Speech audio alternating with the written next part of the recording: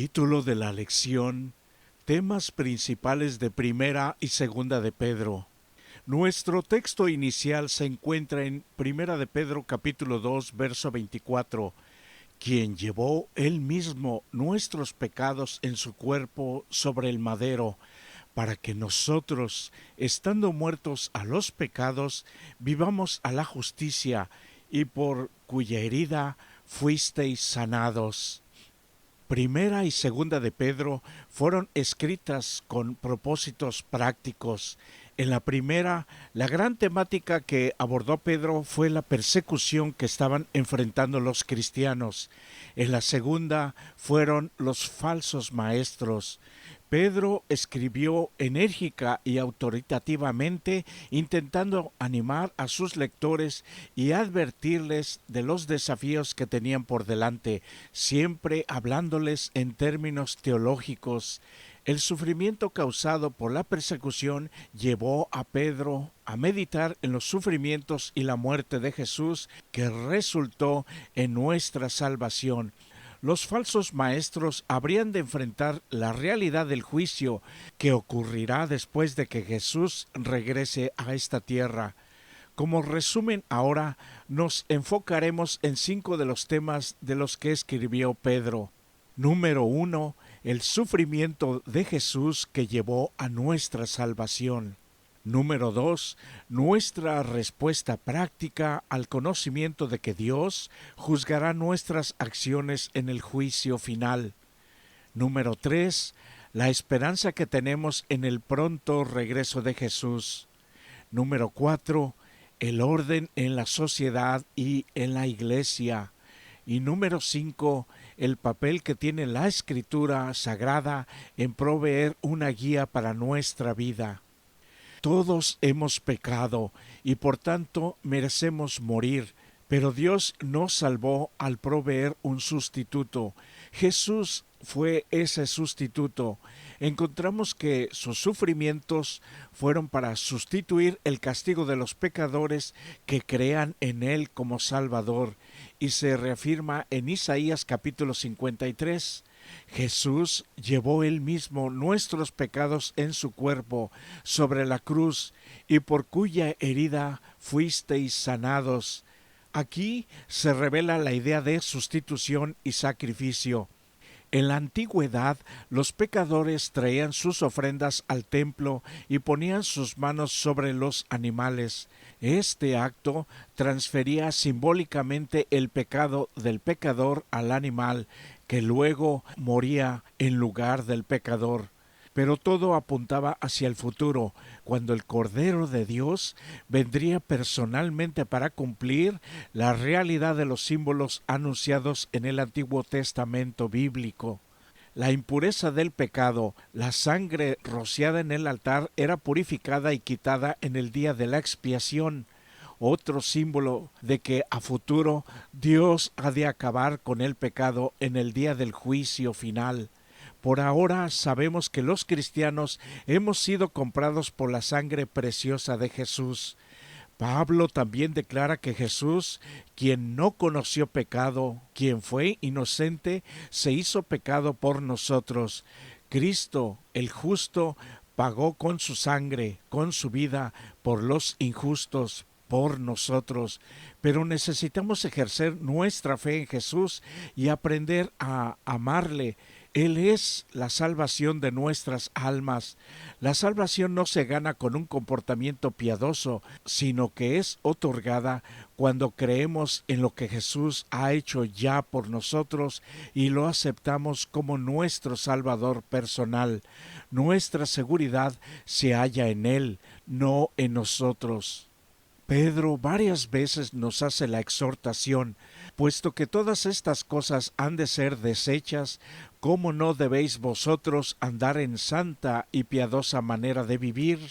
Pedro considera el comportamiento cristiano en muchos lugares de sus 2 cartas, y algunos aspectos reaparecen una y otra vez. Primeramente, enfatiza 2 veces la relación entre el juicio de Dios y el comportamiento cristiano. Dios juzgará las acciones de todos. Así, un cristiano debería vivir una vida de santidad, resultado de su entrega a Dios.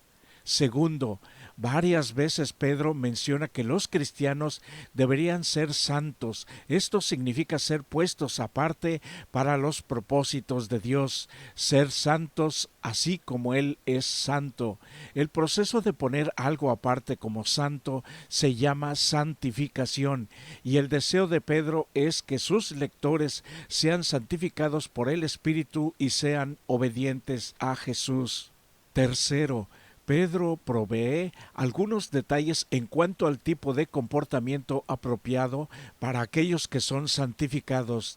Deberían desechar la malicia, el engaño, la hipocresía, la envidia y las calumnias. Deberían tener unidad de espíritu, amor los unos por los otros y una mente humilde. Deberían tener bondad, piedad y mantener amor constante. Por último, Pedro insta a sus lectores a echar todos sus problemas y ansiedades sobre Jesús. Debemos aprender a animarnos los unos a los otros y vivir la clase de vida a la que Pedro nos está llamando en sus epístolas. Ahora, Pedro consuela a todos los que sufren discriminación y persecución por causa de su fe. Aunque suframos, hay una recompensa futura que nos espera en el cielo, una recompensa que nadie nos podrá arrebatar si perseveramos. Esta es nuestra herencia incorruptible prometida por Dios en San Juan capítulo 14, versos del 1 al 3. Pedro resalta dos cosas que ocurrirán en el futuro: el juicio final y la destrucción del mal por medio del fuego. En otras palabras, Pedro muestra que, aunque ahora haya persecución, se hará justicia y juicio, y los creyentes recibirán su recompensa eterna. Serán juzgados todos los seres humanos imparcialmente según sus obras. Señala que Jesús mismo está listo para juzgar a los vivos y a los muertos, comenzando por los hijos fieles. Pedro también enfatiza que los hombres impíos serán destruidos en una tormenta de fuego mundial. Además, señala que la demora de la segunda venida de Jesús tiene el propósito de permitir que las personas se arrepientan y sean salvas. También señala que la certeza de un ajuste de cuentas futuro debería convencer a todos de vivir una vida santa y sin mancha. Así, por mucho que Pedro esté enfocado en la vida cristiana práctica, aún mantiene ante sus lectores la esperanza futura que les espera. En síntesis, cualesquiera que sean las circunstancias del momento, deberíamos avanzar en fe y obediencia. Más allá de las circunstancias, no hay otra opción. Tanto para Pedro como para Pablo, las autoridades terrenales han sido puestas por Dios mismo para actuar como freno para aquellos que hacen maldad. Un buen gobierno debería preservar la ley y el orden y la seguridad. Aún hoy hay ejemplos en los que la ley y el orden han sido quebrantados, y uno puede ver la necesidad desesperada de un gobierno razonable. Por supuesto, hay momentos en los que los poderes gobernantes pueden ser un problema. Los cristianos enfrentaban esto en la época de Pedro. Él compartía la convicción de Pablo de que también es importante un buen gobierno eclesiástico. Hágase todo decentemente y con orden en los servicios de adoración de la iglesia. Pedro también pide a los líderes de la iglesia apacentar la grey de Dios que está entre vosotros, cuidando de ella. Han de hacerlo con humildad y cuidado. Los buenos líderes proveen visión y coherencia y capacitan a otros para ejercer sus dones espirituales para la gloria de Dios. Primera de Pedro, capítulo 5, verso 5, dice que debemos revestirnos de humildad los unos para con los otros. Por tanto, tenemos que aplicar esto en nuestras interacciones con los demás. En su segunda carta, Pedro confronta a los falsos maestros, dirige la atención de sus lectores a dos fuentes de autoridad, el Antiguo Testamento y los escritos de los apóstoles, y nos dice: tengan memoria de las palabras que antes han sido dichas por los santos profetas y del mandamiento del Señor y Salvador dado por medio de los apóstoles. Es una herencia y testimonio inspirado y revelado en todo el Nuevo Testamento. Mateo, Marcos, Lucas y Juan nos dejaron la historia definitiva de la vida, la muerte y la resurrección de Jesús. En Hechos de los Apóstoles se nos ha dejado el registro de las actividades de los apóstoles. Pedro entonces dirige la atención de sus lectores a la Escritura, la palabra de Dios, como la fuente de autoridad doctrinal y moral, pero nos advierte que, aun cuando la Escritura es la fuente de la verdad, sin una atención cuidadosa al mensaje que el Espíritu Santo desea que entendamos, la fuente a la verdad misma puede ser mal interpretada, y esto puede llevar a consecuencias terribles. Sus palabras nos previenen a nosotros acerca de los principios básicos para estudiar la Biblia. Deberíamos leer todos los pasajes de las Escrituras con oración, con la ayuda del Espíritu de Dios, con atención a su contexto dentro del capítulo, el libro y la Biblia entera misma. Todo se aclara a sí mismo dentro de la Biblia.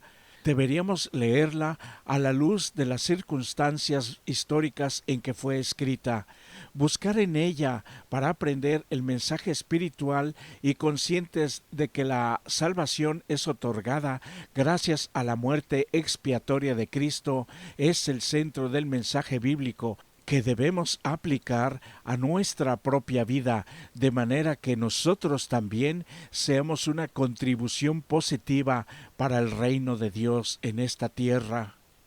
Ha sido un excelente estudio de 3 selecciones de las cartas del apóstol Pedro. Resumiendo, diremos que, si bien necesitamos conocer la verdad teológica tal como es en Jesús, también necesitamos vivirla de manera práctica cada día. Primera de Pedro, capítulo 1, verso 22, nos dijo al inicio del trimestre que hemos purificado nuestras almas por medio del Espíritu Santo para amarnos fraternalmente unos a otros sin hipocresía, con corazón puro. La verdad nos cambia. Además, la obediencia, la pureza de corazón y el amor se relacionan entre sí. Este es el ideal al que deberíamos aspirar. Cuán diferente sería nuestra vida, nuestros hogares y nuestra iglesia si siguiésemos este consejo. Hermanos, llevemos el Espíritu de Cristo al regresar a nuestros hogares y a nuestra iglesia. Evitemos la incredulidad y la crítica. Estamos llegando a un tiempo cuando, como nunca antes, tendremos que unirnos a trabajar conjuntamente. En la unión está la fuerza. Debemos estar esperando y apresurando la venida del día de Dios, cuando Jesús acabará con todo el mal que ahora nos rodea. Incluso la naturaleza nos habla del amor de Dios cuando la interpretamos a la luz de la Biblia.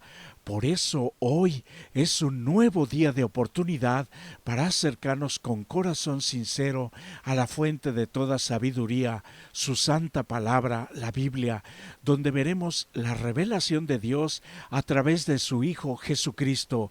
Te deseo que sea Él quien te bendiga. Les invitamos a escuchar el siguiente canto.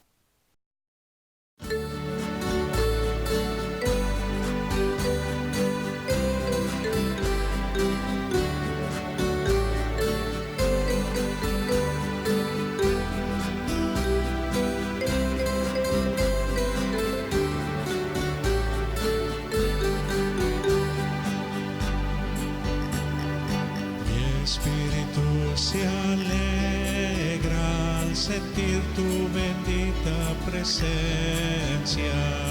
Todo es tan diferente cuando siento en mí tu influencia que de mi vida sería sin tu amor, nada tendría razón, ningún valor. Hoy que te siento cerca a mí, me aferro a tu brazo, Salvador.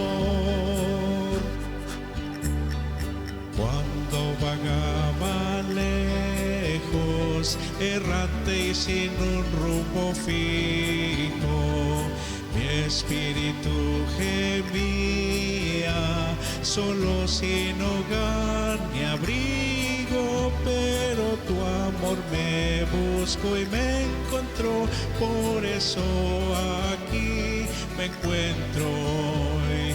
Quiero darte las gracias por tu misericordia conmigo. Ven a mi espíritu consolador celestial, espíritu de toda la verdad, llévame por donde debo andar, serás mi ayuda hasta el final.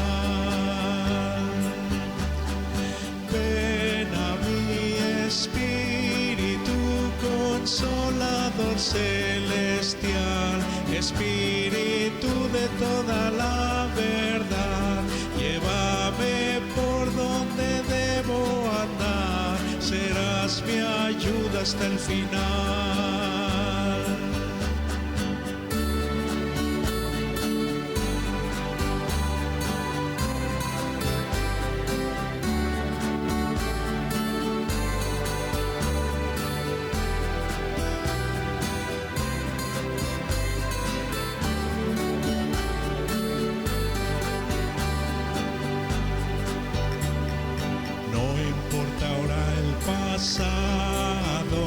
Si vienes conmigo a mi lado, tú que bien me conoces y sé que me has perdonado, Señor, permíteme de tu favor, manténme siempre cerca de tu amor, para vivir mis días con tu Espíritu Santo protector. Y al pasar el tiempo aprenda tu santa palabra, que pueda yo hablarte en una oración inspirada, que tenga contigo la comunión, que me lleves más cerca a tu corazón y caer a tus pies, Señor, para rendirte toda mi adoración. Ven a mi espíritu consolador celestial, espíritu de toda la verdad, llévame por donde debo andar, serás mi ayuda hasta el final. Ven a mi espíritu consolador celestial, espíritu de toda la verdad, llévame por donde debo andar, serás mi ayuda hasta el final.